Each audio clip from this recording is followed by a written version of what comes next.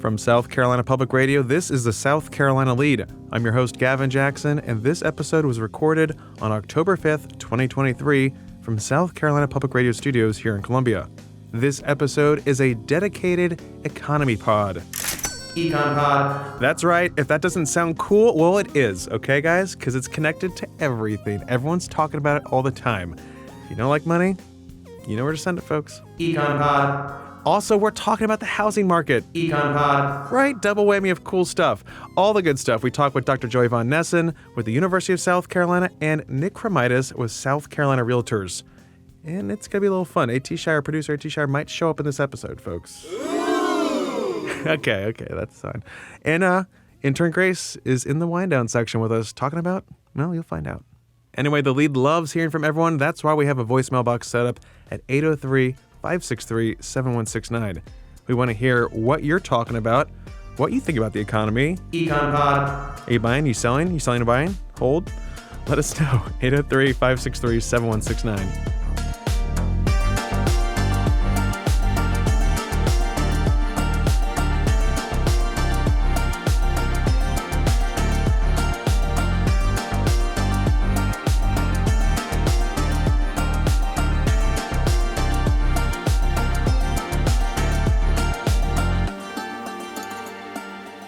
Welcome to our Econ Pod. Econ Pod, crypto, data, stock market, diamond hands to the moon, to the moon, to the moon, to the moon. Gavin, come on, baby, come back, come on.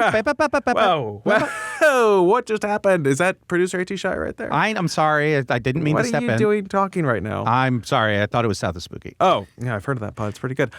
Sorry, I was just reading the Wall Street Journal while watching Bloomberg and listening to Chair Jerome Powell on one earbud, so it's really busy. It was very dangerous there. We almost lost you. You were lost in the sauce, but gladly we're back, okay? Okay, well, I better take it easy. I know this economic talk can get everyone pretty spun up, especially when we talk about consumer spending remaining incredibly strong amid this stubborn inflation. Data. And the labor market is red hot with South Carolina's unemployment rate at 3% in August. Data. It really makes you wonder if the Federal Reserve can make a soft landing despite higher interest rates, which they held steady around 5.5% in September. Data. Even though rumors of a recession are coming back again. It's quite something, right, A.T.? Data. Oh, God. I spoke too soon. I think he might be broken. Really interesting that no one's talking about We're losing him, y'all. We're losing him. This is going to take some time. So how about we listen to Gavin's interview with our go-to economic guy, Dr. Joey Von Nessen, friend of the pod. He's a research economist at the University of South Carolina Darla Moore School of Business.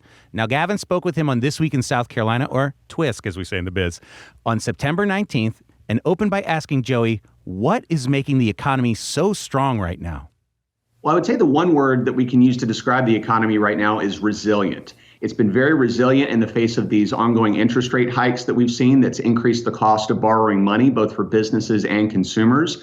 We can observe the resilience in terms of consumer spending, which has remained steady. The labor market remains strong, unemployment right around 3% in South Carolina. And even if we look at the housing market, which has been the industry that's been the most affected by these rising rates, and saw a double-digit contraction in terms of sales activity between 2022 and 2023, it has stabilized as well. So across the board, we're seeing resilience, and that's the good news. The bad news is there are still headwinds that are fighting the Fed on the inflation front that are keeping upward pressure on prices. And that's going to continue to make it difficult for the Fed to get inflation down to 2.0%, which is what their target rate is. So that's going to continue to be a challenge going into 2024. But the bottom line is that we are more optimistic that we can hit that soft landing today than we were 6 months ago. When you talk about just your confidence level when it comes to either just having the soft landing that we're talking about in terms of not having a big recession, or do you see us having more of a slowdown? Where's your confidence right now?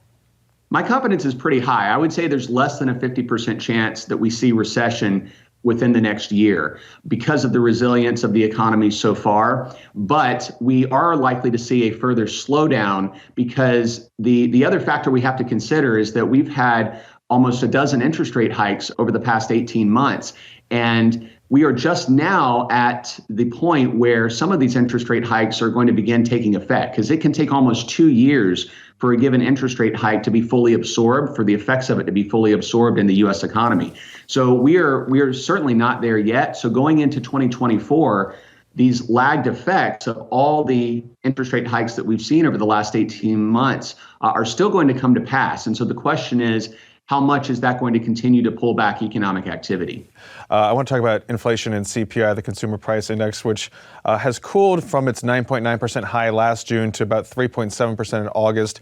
How are you viewing this current inflation data as we're seeing it at these annualized rates? Things are slowing down, but are they slowing down fast enough? Are we kind of stuck in a little weird stagnant spot in your opinion?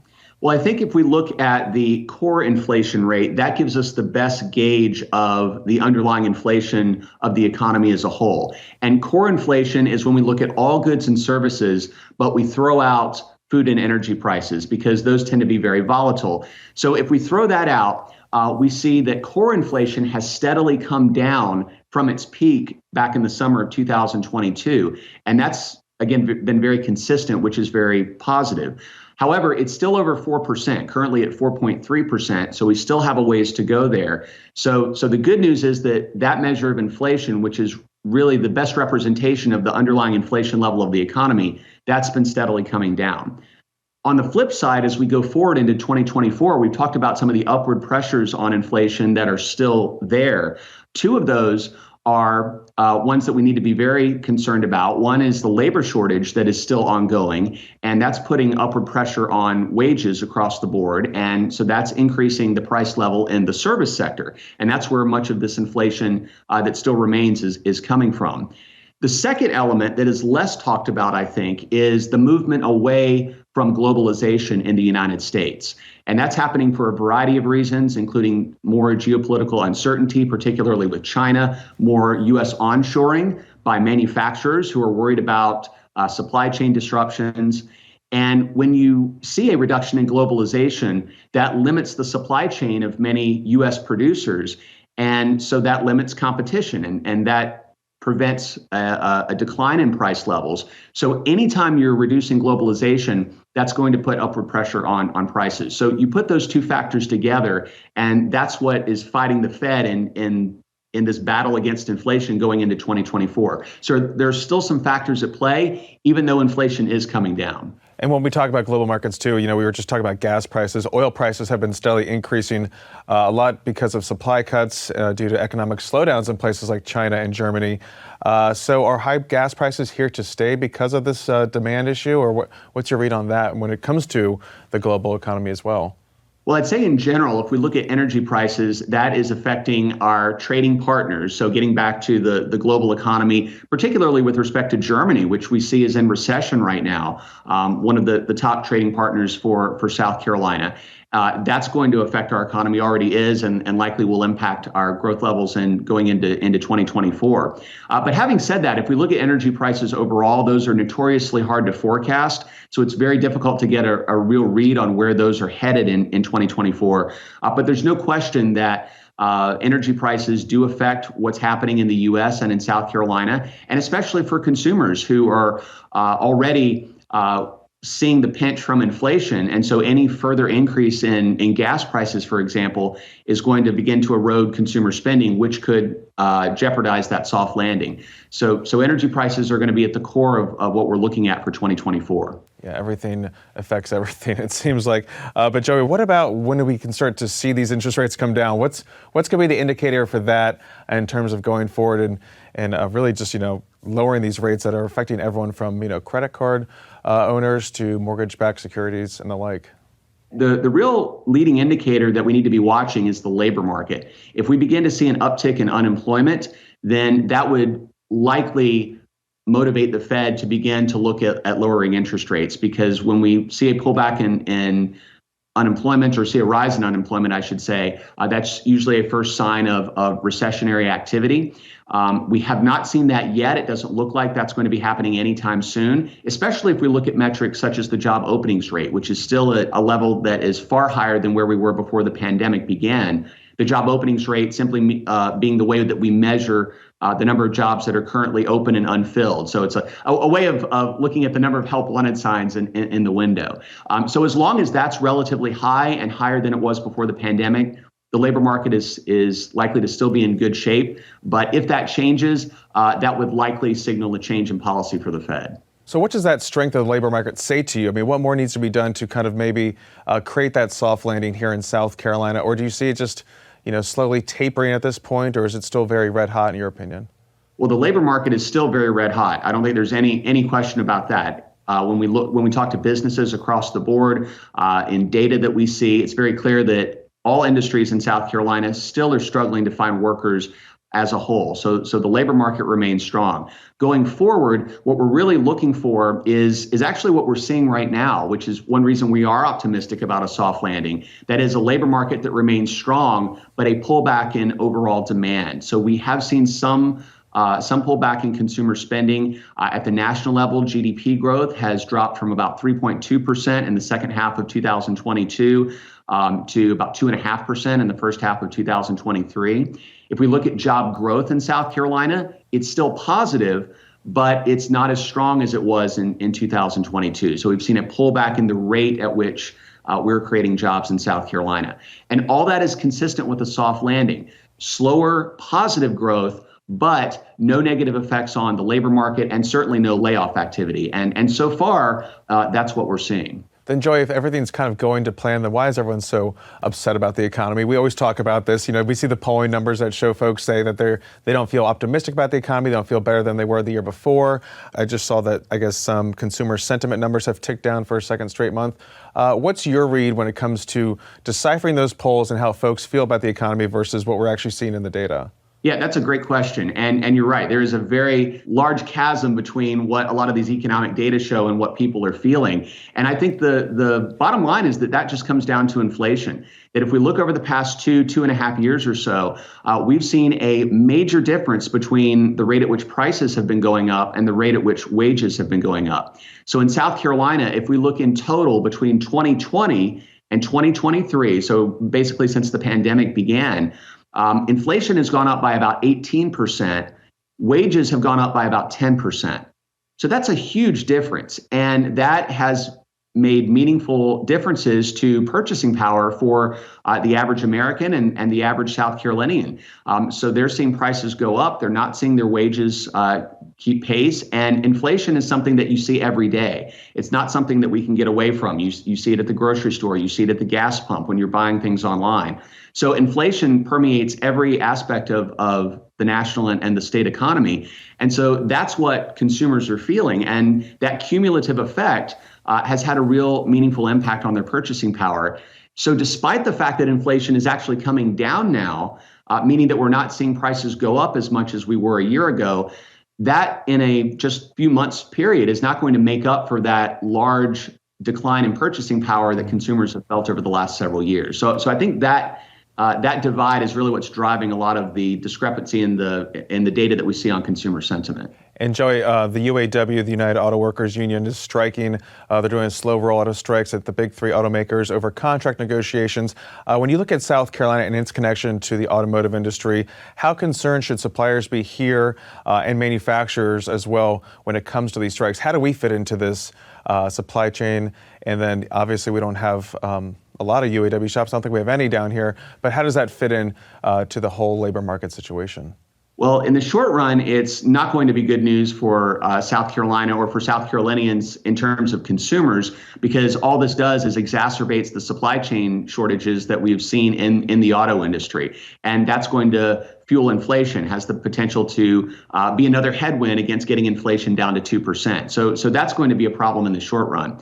In the long run, more from a strategic or a political standpoint, these auto manufacturers have to be looking at this and asking the question of what does this do to the competitive landscape of the southeastern United States and South Carolina? Does that make South Carolina more attractive going forward? Because not only are these labor negotiations creating disruptions, that is something they have to consider when they're looking at their operating procedures, but also looking at this transition to EVs and how that's part of the conversation. That's driving a lot of the concerns that these auto workers have as well. So how does that all play out? I think it could be advantageous to South Carolina, depending on how it plays out, but we'll see. Again, that was Joey Von Nessen, a research economist at the Darla Moore School of Business at the University of South Carolina. Oh, he's back, everyone. Did you hear our big boy? He's back. What? What do you mean back? I mean, I kind of blacked out there thinking about the economy. Econ-Pod. But yeah, feel a little weird. Maybe we should chill for a bit, talk about the consistently hot topic of real estate, which, when you're over 30, is the basis of nearly every conversation you have, for better or for worse. Well, I don't see the problem with that. You know, when Caitlin and I moved here, we got our house for real cheap, and it's appreciated so much. Oh, no. And we're talking about escrow, okay? I mean, we're holding things in escrow, and everything is all What right. is this? Oh, my gosh. Okay. While I talk AT down, let's keep the Econ Pod rolling with my interview with Nick Kremitis, CEO of South Carolina Realtors, about the housing market right now and how it's been affected by the increase in interest rates. So, Nick, we just spoke with USC research economist Dr. Joey Von Nessen about the economy at large, but we want to talk to you about broadly how the housing market is doing right now and what you're seeing right now in the state when it comes to just the market. The market is experiencing some change. We've seen sales decline this year compared to last, somewhere in the 15 to 17% range, depending what part of the state you're in. It is normalizing compared to the very hot market we've had, especially during the pandemic. After 2019, we saw the market just go a little crazy, to be honest. It was unsustainable, and we're starting to see that cool off and normalize in South Carolina. And interest rates are driving mortgage rates too, so I'm assuming that's helping stabilize things. How are you seeing that play out right now with the interest rate increases? Interest rates are the big question mark. Our national economist sees interest rates leveling off in the spring of next year, bouncing back down to kind of the mid sixes, maybe lower 6% range. But there is some troubling news on the horizon. The Fed continues to be very aggressive with their inflationary policies, which could trigger, instead of a bump down on the interest rates, a bump up. And I've read several reports that see interest rates bouncing up to almost 8%. And we're hovering just above 7% right now, which we were expecting those numbers to be a little bit lower this time this year. Yeah, when we talk about interest rates, Nick, I was looking at some data. Gone is the era of like the super low 3% mortgages, but now we're at around 7%. We're not at 18% like back in the 80s. Are we in this era now of maybe reshaping people's thought process to what interest rates should look like? I think it is, Gavin. It's very important, especially in real estate, to look at these numbers over a long period, over a historical perspective. Interest rates, even at 6%, are historically low. It's a good return for home buyers. So even if we're bouncing around the 7% range, that's, as you mentioned, near the historical average. Another thing to keep in mind, that when we look at these trends in real estate, you've got to look at these long-term numbers, because real estate is not typically a short-term gain. It's a long-term investment that most families make. So that being said, Nick, what's your advice to folks right now thinking about buying or selling a home? What should they be doing right now? What should they be considering right now? First-time home buyers are in a particular crunch right now. Home sales in that market, in that price range, have taken a stronger hit than any other category in the state. And that's a combination of several things. Number one, inventory continues to be at historic lows. We are years away from catching up with demand, which is the reason why prices, even in this normalizing, slightly declining market, prices continue to climb. The average sales price last month was over $400,000 in South Carolina for the first time ever. The median sales price continues to climb. That's over now $324,000. These interest rates have made a home from 3 years ago almost twice as expensive. In South Carolina alone, when you look at the home price change since COVID, since the beginning of the pandemic, home prices in South Carolina have increased almost 48% over a 3-year period. So you factor in the rise in the price of the home, the value of that home, the increased cost to build new homes that home builders have faced due to supply chain constraints and all those other things. You throw in all of the other increased costs in housing, and it's a real crunch for first-time home buyers and just working class families in South Carolina. There's never going to be the perfect time to buy or sell, but life creates these events. And whether you're downsizing because you're an empty nester, or you're growing because you've got new children on the way, or you've got other categories of life events that impact those processes, you need a trusted advisor to guide you through that process.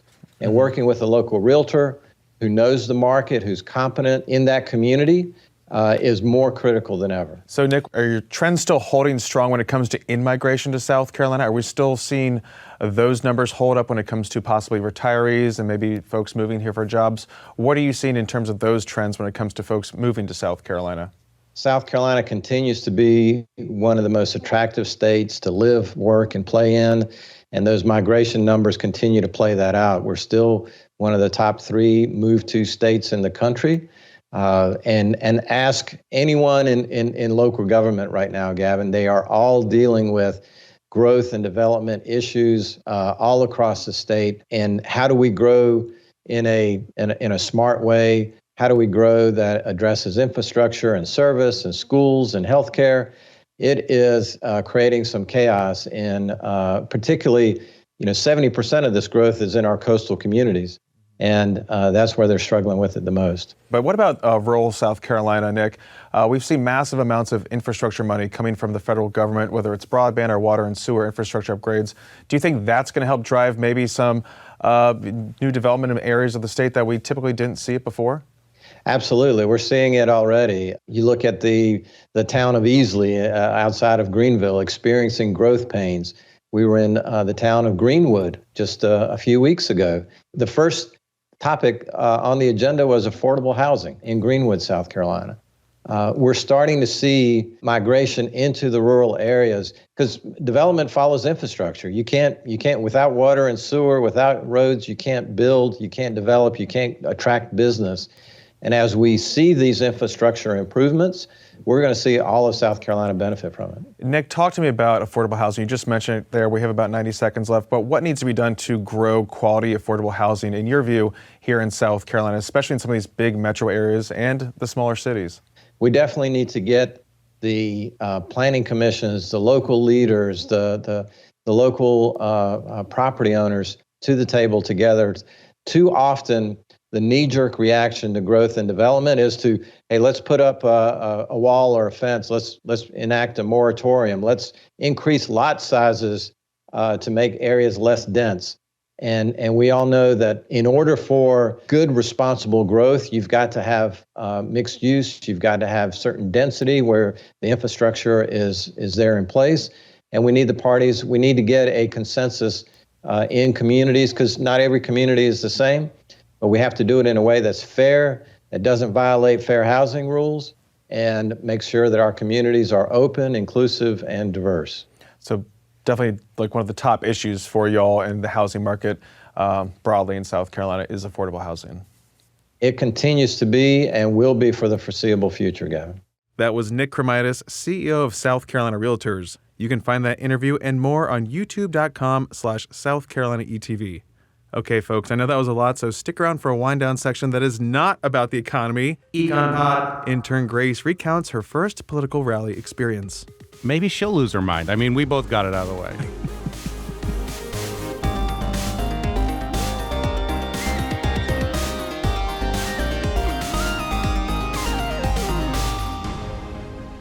Welcome to the wind-down section, our little break from the news. We're glad you're here. AT's here, folks. I'm here. AT's here. AT producer. AT producer of the show. I'm speaking only because Gavin told me. Okay, no stop other speaking. Reason. Okay. Okay, start speaking again about voicemails. Yes, we have a voicemail. We have a voicemail in the hopper. It is an old friend, and he's on the verge of a big announcement. Oh. Yeah, that's right. You know what we should actually do now that I'm commanding your speak? Yes. You should talk in my ear, and I should say what you're saying out loud. That to see sounds how fun. good that's going to be. Maybe we can wait to do that in another episode. That is something that our PRX that is something that cohort, our PRX cohort they'll be very excited. Exactly. This is good. This is good. Okay. Anyway, Gavin, do everything with an echo. Everyone's going to love that, right? Are you ready, Gavin? Are you ready, Gavin? Okay. Here we go. Okay. Here we go. Hi, this is Lee in Easley, and I just wanted to point out, after listening to your Abortion Finding Common Ground show, that the only presidential candidate that I know of right now that is actually searching for common ground is Nikki Haley.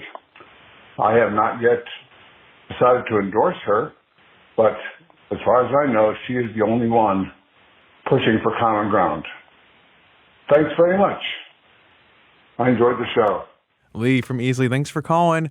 We've been getting a lot of great responses from Scott's piece on abortion. Mm-hmm. You know, it was like, what, 20-some minutes? It was like 23 minutes long. And, you know, Scott was like, you know, I just can't cut this. I don't know how to cut this, so I'm not going to. We're like, well, we have home for it. Like, put come it on, here. buddy. Bring it over here. And I'm really glad we did. And we had that great discussion with him afterwards because a lot of folks have been talking about that. Exactly right. And that's the common ground. That's the discussion like we're always trying to create here. Yes. And that's missing, obviously, like when you look at national cable news. I like, know. Outrage politics. We're not yelling at each other.